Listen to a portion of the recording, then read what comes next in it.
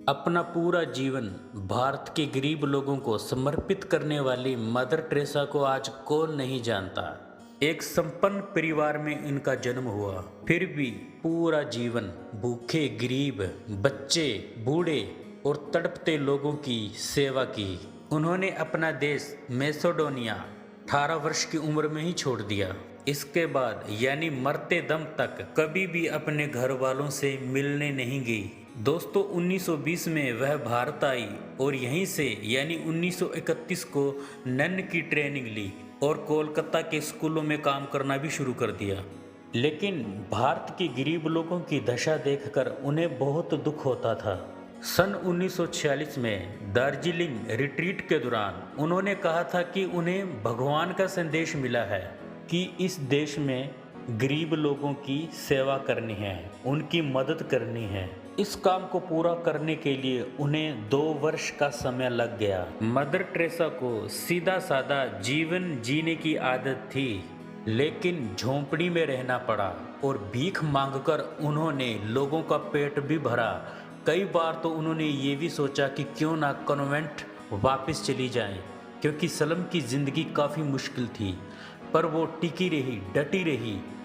Code, plague आदि बीमारियों के मरीजों की भी मदद की, लेकिन पीछे नहीं हटी। और 1948 के दौर में भारत वैसे ही अच्छे हालात में नहीं था। अपने जीवन के दौरान कहते हैं कि कई बार चमत्कार भी हुए।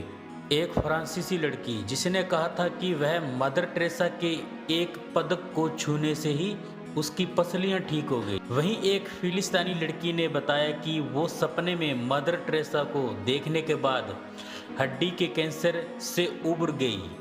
वहीं भारत की मोनिका बेसरा ने दावा किया कि उनका कैंसर मदर टेरेसा के कारण ही ठीक हुआ। उन्होंने एक इंटरव्यू में बताया कि एक बार जब वे मिशनरी ऑफ चैरिटी से घर आई तो उन्हें बुखार, सिर दर्द, पेट दर्द और उल्टी हो गई थी, लेकिन जांच कराने पे रिपोर्ट में बेसरा को कैंसर के ट्यूमर से पीड़ित बताया गया। और 5 सितंबर को जब मिशनरीज ऑफ चैरिटी चैपल में प्रार्थना कर रही थी, तब उन्होंने मदर टेरेसा की एक तस्वीर से निकलने वाली रोशनी को देखा। बाद में एक पदक जो मदर टेरेसा के शरीर को छू गया था, बेसरा के पेट पर रखा गया। अगले दिन जब बेसरा उठी तो पाया कि उसका ट्यूमर गायब हो गया।